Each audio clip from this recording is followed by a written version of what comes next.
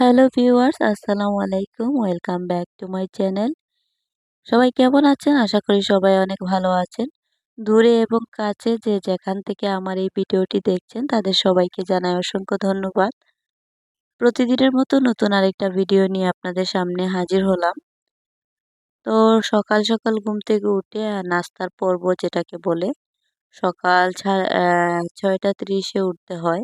যেহেতু মেয়েকে স্কুলে নিয়ে যেতে হয় ৯টার ভিতরে। তো এর ভিতরে আমার নাস্তা বানানো কমপ্লিট করতে হয়। তো সকাল থেকে উঠে একটাই চিন্তা যে কি নাস্তা বানাবো। তো অনেক সময় রাতে চিন্তা করে রাখি যে কি বানাবো। তো আজকে একটু নুনের পিঠা তৈরি করব। তো আমাদের সিলেটে আবার এই পিঠাটা অনেক চলে। তো অনেক সময় দেখা যায় চা দিয়েও খাওয়া যায়, আবার মাংসের তরকারি থাকলে মাংসের তরকারি দিয়েও খাওয়া যায়। তো আগের দিনের মাংসের তরকারি রয়ে গেছে। ওই তরকারি দিয়ে মনে করেন যে নুনের পিঠাগুলো খাওয়া যাবে। যার কারণে ভাবলাম যে নুনের পিঠাটা করে ফেলি। আর যেহেতু সামনে রমজান আসছে, পিঠা আ পিঠা বানানো পড়বে না মোটেই একদমই। পড়েও না। আ যেহেতু ইফতার আইটেম থাকে, তো ইফতারের যে আইটেমগুলো বেশি বানানো হয়, পিঠা বানানো হয়ই না। তো এই তো আমার নুনের পিঠা কিছুটা করা হয়েছে আর কিছুটা বাকি রয়েছে। তো এখানে আ সকালবেলাও মানে তাড়াহুড়ো করে কিছু ফ্রাই করছিলাম যাতে আমরা খেয়ে যেতে পারি। তো এখানে নুনের পিঠাগুলো আ তেলের মধ্যে দিচ্ছিলাম। তেলটা কিন্তু একদম পুরোপুরি গরম হয়নি। তো কি করব, ওইদিকে টাইম হয়ে যায়। ৬:৩০ উঠলেও তারপরেও মনে করেন টাইম দিয়ে কুলানো যায় না। ৯টার আগে মানে সবকিছু খাবার দেওয়া যায় না। তো ৬:৩০ উঠে মনে করেন ফজরের নামাজটা আদায় করি, একটু কোরআন শরীফ পড়ি। চেষ্টা করি যে কন্টিনিউ রাখার যে কোরআন শরীফ পড়াটা। তো কোরআন শরীফ পড়লে মানে আলাদা একটা ভালো লাগা কাজ করে। তো যারা আমার মতো মুসলিম আছেন তাদের মানে আমার সাথে একমত হবেন তারা যে কোরআন শরীফ পড়ার পর যে একটা আলাদা একটা ভালো লাগা বা শান্তি লাগা কাজ করে, ওইটা বলে বোঝানো যায় না। তো আমি মানে যতই লেট হয় না কেন আমি একটুও না হয় কোরআন শরীফ তেলাওয়াত করি। তো এখানে একদিকে আমি মানে করছিলাম, ওই নুনের পিঠা মানে বসিয়েছিলাম চুলার মধ্যে। অন্যদিকে আবারও আমি মানে পিঠাগুলো বেলতেছিলাম। তো আমার যে চুলার পাশে আ বড় স্পেস আছে, ওইটাকে ভালো করে ঘষে মেজে পরিষ্কার করে বড় করে মানে ২-৩ বার আমার বড়, বড় রুটি বানালেই আমার নুনের পিঠাগুলো হয়ে যায়। তো নুনের পিঠার রেসিপি যদি কেউ মানে শিখতে চান তাহলে আমার চ্যানেল ভিজিট করতে পারেন। আমার চ্যানেলেই দেওয়া আছে নুনের পিঠার রেসিপি। আর যেহেতু এটা ব্লগিং চ্যানেল, তো ঘরের যে কাজকর্ম বা রান্নাবান্না এইসব কিছুই আমি শেয়ার করি। সাথে রান্নাবান্নাটাও শেয়ার করি। উম তো যাদের এ ধরনের ভিডিও পছন্দ তাদেরকে একটাই রিকোয়েস্ট করব, প্লিজ একটা লাইক দিয়ে আমার ভিডিওটা সম্পূর্ণ ওয়াচ করবেন। আশা করি ভালো লাগবে। আর যদি ভালো লাগে অবশ্যই আমার চ্যানেলটিকে সাবস্ক্রাইব করে রাখবেন। তো সকাল থেকে ঘুম থেকে উঠার পর মানে একটা যুদ্ধ বলা যায় এটাকে। তো মেয়েকে ঘুম থেকে তুলতে গিয়ে মানে আমার নাজেহাল অবস্থা হয়ে যায়। কারণ ও ঘুম থেকে উঠতেই চায় না। ঘুম থেকে উঠার পরে স্কুলের জন্য যে একটা মানে প্রিপারেশন, ওকে রেডি করাবো, ওর চুলটা আঁচড়িয়ে দেবো। মানে ওই কাজগুলো, যেই কাজটা মনে করেন ১৫ মিনিটে করতে হয়, ওটা করতে আমার ০.৫ ঘন্টার উপরেও লেগে যায়। কারণ ও ঢলে, ঢলে পড়ে যায় এদিক সেদিক এরকম করে। তারপরে এই তো আমাদের নাস্তা রেডি। তো এখানে আলু দিয়ে গরুর মাংস রান্না করেছিলাম। তার সাথে এই নুনের পিঠাটা জমে যাবে। তো এই তো আমার মেয়েকে মানে রেডি করে নিচে নিয়ে আসছি। আ বাইকে উঠে ও আব্বুকে বলছিল ও নাকি বাইক চালাবে। তো এরকম সকালবেলা ঘুম থেকে উঠে এত দুষ্টামি করে বলে বোঝানো যায় না। তো কালকের ঠান্ডা লাগাটা এখনো লেগে আছে, গলাটা ব্যথা করছে আজকেও। তো যাই হোক, এখানে স্কুল ছুটি হওয়ার পর যারা ফ্রেন্ডদের সাথে ও হ্যান্ডশিপ করছিল, তো এই ভিডিওটা আমি ক্যাপচার করে রেখেছিলাম। ভাবলাম আপনাদের সাথেও শেয়ার করবো আর ইউটিউবেও থেকে যাবে। তারপর স্কুল থেকে সোজা চলে গেলাম আরএফএল বেস্ট বাইয়ে। একটা আমার মানে পছন্দের জায়গা এটা। অনেক মানে গৃহিণীদেরই পছন্দের জায়গা এই আরএফএল বেস্ট বাই। তো আরএফএল বেস্ট বাই এ একটা চক্কর দিয়ে আসলাম, যে দেখলাম যে নতুন নতুন কিছু আসলো কিনা। তো আরএফএল বেস্ট বাই এ গেলে ইচ্ছে করে যে সবকিছু নিয়ে আসি।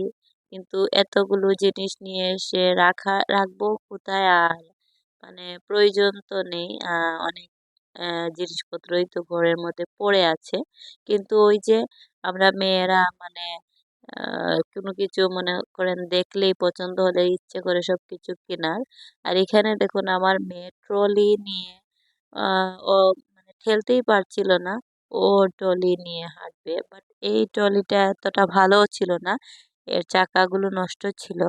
তো তো এই ট্রলি টানবে, তারপরে ড্রিঙ্কস কিনলো ওইখান থেকে। তো আমার সাথে আহ ওই স্কুলেরই গার্জিয়ান একটা ফ্রেন্ড হয়েছিল, তো ও ছিল। তো আবার যারাকে জুস কিনে দিয়েছিল, চকলেট কিনে দিয়েছিল। তারপরেই তো বাসায় চলে আসলাম, তো কি কি নিয়ে আসছি আপনাদের সাথে শেয়ার করব। তো এখানে ড্রিঙ্কও নিয়েছিলাম, এগুলো অনেক কালারফুল। আল্লাহ, এগুলা আপনারা একদমই বাচ্চাদেরকে খাওয়াবেন না। এই ড্রিঙ্কও খাওয়ানোর পর আমার মেয়ের টয়লেট করেছে, মানে লাল রক্তের মতো। আমি তো ভাবলাম যে আমার মেয়ে হয়তো টয়লেটের সাথে রক্ত আসছে, তো ও মনে করেন যে টয়লেট করছে। এই প্রথম এভাবে লাল মানে টয়লেট হয়েছে, কি আর বলবো, রক্তের মতো। তো আমি ভয় পেয়ে গিয়েছিলাম। তো যাই হোক, আমি আপনাদেরকে রিকমেন্ড করব যে এই যে মানে ইয়ে আছে ড্রিঙ্কও, যে কালারফুল যেগুলো, এগুলো খাওয়াবেন না বাচ্চাদেরকে, এগুলো না খাওয়ানোই ভালো। আর এখানেই তো আমার মেয়ের অবস্থা দেখুন, এমনিতেই ঠান্ডা লেগে আছে, ও আইসক্রিম খাবে। তারপরে এই তো এই যে সুন্দর সুন্দর শরবতের মানে গ্লাসগুলা, এগুলো কিন্তু কাচের না, কিন্তু আমার কাছে এতটা ইউনিক লেগেছে। তারপর ভাবলাম যে নিয়ে আসি, ভালো লাগবে দেখতে। তারপর এখানে বের করছিলাম এক হাত দিয়ে, আর এক হাত দিয়ে মানে মোবাইলটা ধরেছিলাম, তারপর হাত থেকে রেখেই দেখুন একটা গ্লাস বের করেছি। এত সুন্দর কিউট, মানে এগুলাতে মানে শরবত নিলে, ড্রিঙ্ক যে কোনো কিছু নিলে এত সুন্দর লাগবে কালার। তো আমি নিলাম, আর হাত থেকে পড়লেও ভাঙবে না যেহেতু প্লাস্টিক। তো এখানে আমি কিচেন টাওয়াল আরো 3-4টা নিয়ে এসেছি। তো 3 পিস আছে এখানে। তো এগুলা আমার অনেকটা লাগে কিচেনের মধ্যে, মানে মোছামুছিতে আমার অনেকটা হেল্পফুল আর কি এই টাওয়ালগুলো। আর এখানে একটা উম সসের বাটি নিয়ে এসেছিলাম, খুবই কিউট একটা।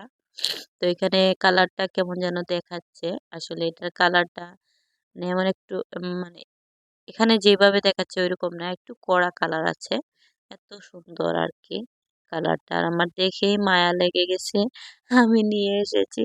আসলে অনেক জিনিসপত্র বাসায় জমা, তারপরও মানে আরএফএল বেস্ট বাইয়ে গেলেই কিনে আনতে ইচ্ছা করে। আর এই যে একটা উড দেখতে পাচ্ছেন, ওইটা গিফট করেছে যারা স্কুলের মানে ওর ফ্রেন্ডের আম্মু। তো ওর ফ্রেন্ডের আম্মু আবার আমার ফ্রেন্ড হয়ে গেছে কিছুদিনের মধ্যে, মানে যাই তো এখানে বসে গল্প করি, তো আস্তে আস্তে গল্প করতে করতে ফ্রেন্ডশিপ হয়ে গেল। তো এখানে দেখুন একটা ব্রাশ এনেছি, যেটা দিয়ে কিনা আমার যে বেসিন গুলো আছে ওইগুলা ক্লিন করা যাবে। আর এখানে তো আমার মেয়ের অবস্থা দেখুন, উনি মানে কালার একটা প্যাড এনেছেন, মানে এটা এত প্রাইস ছিল, 300 মেবি 350 এরকম প্রাইস ছিল। ওইটা কিনে এনেছি। আসলে আহামরি কিছুই ছিল না, জাস্ট কয়েকটা মানে ক্যারেক্টারের পিকচার ছিল ওইগুলাতে, মানে এই যে আঠাগুলো ভালো না, 2টা কি 3টা আঠা ভালো, আর না হলে সবগুলো বসে গিয়েছে। তো ওইগুলাকে আঠা দিয়ে এরকম লাগিয়ে তারপর চুমকি দিয়ে মনে করেন ডিজাইন করার জন্য আর কি। আল্লাহ, আঠাতে তো চুমকি লাগেই না, বরং আমার বিছানাটা পুরা চুমকিতে ভরে একদম অবস্থা নাজেহাল অবস্থা হয়ে গেছিল। আজকে ভিডিওটা এডিট করে মানে আপলোড দেওয়াটা অনেকটা লেট হয়ে গিয়েছে।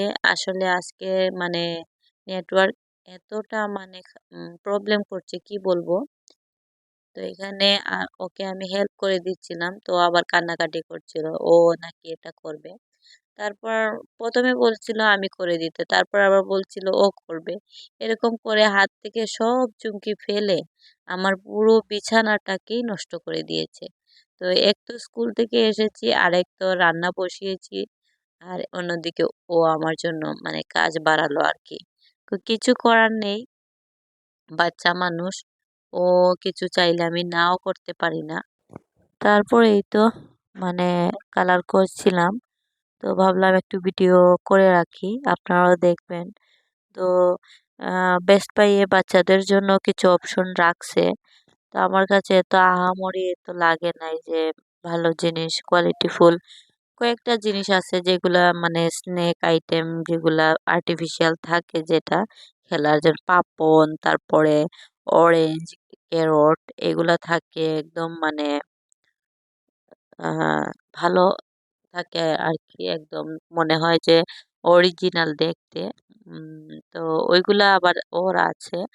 আমরা যখন ঢাকাতে গিয়েছিলাম তখন যারার জন্য অনেকগুলা নিয়ে এসেছি। তো ওইগুলাতে আবার ও আর হাত দেয় না। ওর কাছে আনকমন যেগুলা মানে এগুলা যে ক্যারেক্টার কার্টুনের দেখে, ওই ক্যারেক্টার গুলো দেখে ওর পছন্দ হয়েছে, ওইটা নিয়ে আসবে। তো আমি একটা রং করছিলাম, তারপরে এই দিয়ে ভালো করে বসলো না, আবার হাত দিয়ে ডললে কিছুক্ষণ পর আবার চুমকিগুলো উঠে আসে। তো একটা ফালতু জিনিস আমার কাছে মনে হলো আর কি। যাই হোক, এখানে আবার আম্মা এসেছিলেন একটু পরেই। তারপরে আসার পর আমার জন্য একটা কাপড় নিয়ে এসেছিলেন, শাড়ি। তো আমার খালা আবার লন্ডন থেকে এসেছেন আরেকজন, ওনাকে দেখার জন্য যেতে পারিনি, কারণ আমার ভাই যেহেতু এসেছিলেন, আপনার আগের ভিডিও যারা দেখেছেন, ও ভাইয়া এসেছিলেন, যার কারণে দেখতে যেতে পারিনি আমার খালাকে। 2 সপ্তাহের জন্য এসেছিলেন আমার খালা, তো প্রতিবার আসলেই আমাদের জন্য কাপড় নিয়ে আসেন। এবার সবার জন্য শাড়ি নিয়ে এসেছেন, আমার জন্য তাই। তো শাড়িটার কালারটা এত সুন্দর, তো ভাবলাম আপনাদের সাথে শেয়ার করি। আর এই কালারের শাড়ি আমার আরেকটা আছে, আমার বিয়ের সময় দেওয়া হয়েছিল আমাকে। এটা থেকে একটু ডিপ কালার, মানে ডিপ বলতে হালকাও না কড়াও না, এরকম একটা কালার। ওইটাও মায়াবী কালার, আর এই শাড়িটাও খারাপ না, খুবই সুন্দর এই শাড়িটাও। তো দেখতে খুবই ভালো লাগছে শাড়িটা। আর শাড়ি পরে আসলে কোথাও যাওয়াই হয় না, কিন্তু শাড়িটা সুন্দর। তারপর দুপুরে তো মাংস খেতে খেতে প্রতিদিন দুপুরে আর কি খাবো, দুপুরে খাওয়ার মতো কোনো রুচি ছিল না মুখে।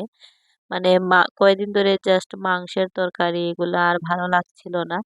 তো ভাবলাম যে চিংড়ি মাছের একটু ভর্তা করি। এখানে চিংড়ি মাছ বলতে চিংড়ি যে শুটকি, ওইগুলাকে আমি আধা ঘন্টার মতো লবণ আর গরম পানির মধ্যে ভিজিয়ে রেখেছিলাম। তারপর তো ধুয়ে ভালো করে ভেজে নিয়েছি খোলার মধ্যে। ভেজে নিয়েছি শুকনো শুকনো ভাবে, তেল ছাড়া আর কি। তারপরে এখানে মরিচ ভেজে নিচ্ছিলাম। তো যেহেতু চিংড়ি মাছের ভর্তা করব, আর ভর্তা আইটেমে শুকনো মরিচ কিন্তু মানে ভালো লাগে। যে কোনো ভর্তা আইটেমে যেগুলা ভাতের সাথে খাওয়া হয় ওইগুলাতে শুকনো মরিচটা দিলে কিন্তু আলাদা একটা টেস্ট বা ফ্লেভার চলে আসে।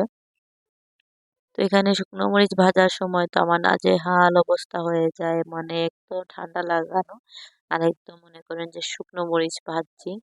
তো শুকনো মরিচ তেলের মধ্যে দিয়ে লবণ দিয়ে ভাজলে কিন্তু তেমন একটা মানে নাকে তো স্মেল আসে না। তারপরে এই তো চিংড়ি মাছগুলো ভালো করে ভেজে আমি ঠান্ডা করে নিয়েছিলাম। তারপরে এই তো ব্লান্ডারে ব্লান্ড করে নিচ্ছি, মানে গুঁড়ো করে নিচ্ছি। 80% গুঁড়ো করে নিচ্ছি, পুরো গুঁড়ো করিনি। তারপরে একটু পানি দিয়ে ভিজিয়ে রেখেছিলাম। আর এখানে আমি পেঁয়াজ, ধনেপাতা, উম মানে শুকনো মরিচ এগুলোকে মেখে নিব ভালো করে আগে। তারপরে চিংড়ি মাছের শুটকির যে গুঁড়ো করা যে ডোটা বানিয়েছিলাম ওইটার সাথে মিক্স করব। আগে শুকনো মরিচগুলোকে ভালো করে হাতে মেখে নিব। আর এখন আবার ভয়েস মেক করতে গিয়ে আবার জিভের মধ্যে জল আসছে। মানে ভর্তা আইটেম দেখলে কার না বলে জিভে জল আসে। আর ভর্তা দিয়ে কিন্তু অনেক ভাত খাওয়া যায়, যেটা কিনা মাংস মাছ দিয়ে তাও পেট ভরে না। যারা ভর্তা ভর্তা লাভার তারাই বুঝতে পারবেন আমার এই কথাটার মূল্য। তো এখানে আমি ভালো করে হাত দিয়ে কচলিয়ে পেঁয়াজগুলোকে নরম করছিলাম, কারণ পেঁয়াজগুলো যদি আস্তে আস্তে থাকে তাহলে শুধু ভর্তার মধ্যে পেঁয়াজই দেখা যাবে। তারপরেই তো আমি চিংড়ি মাছের যে গুঁড়োটা ভিজিয়ে রেখেছিলাম ওইটা পেঁয়াজের সাথে মিক্স করে নিব ভালো করে। তো ভর্তা কিন্তু মাখানো হচ্ছে আসল ভালো করে যদি ভর্তা মাখানো না হয় তাহলে কিন্তু ভর্তা খেতে মজা লাগে না। যত বেশি মাখানো হবে ততই কিন্তু ভর্তা খেতেও ভালো লাগবে। আর এই তো আমার চিংড়ি মাছের শুটকির যে ভর্তাটা ওইটা রেডি আর খুবই মজা হয়েছিল। আর এখন আবার দেখে খাওয়ার ক্রেভিং শুরু হয়ে গিয়েছে। যাই হোক কালকে আবার দেখবো চেষ্টা করে বানাতে পারি কিনা। আসলে ভর্তা খেতে মজা কিন্তু করতে অনেক কষ্ট। তারপরে এই তো ছাদে গিয়ে আমার মেয়েকে নিয়ে আমি আর যারা আপু গিয়ে কানামাছি খেলছিলাম বিকালবেলা। তো চেষ্টা করি ওকে নিয়ে একটু বিকালে ছাদে নিয়ে গিয়ে খেলার। তো আমার আজকের ভিডিওটা কেমন লাগলো?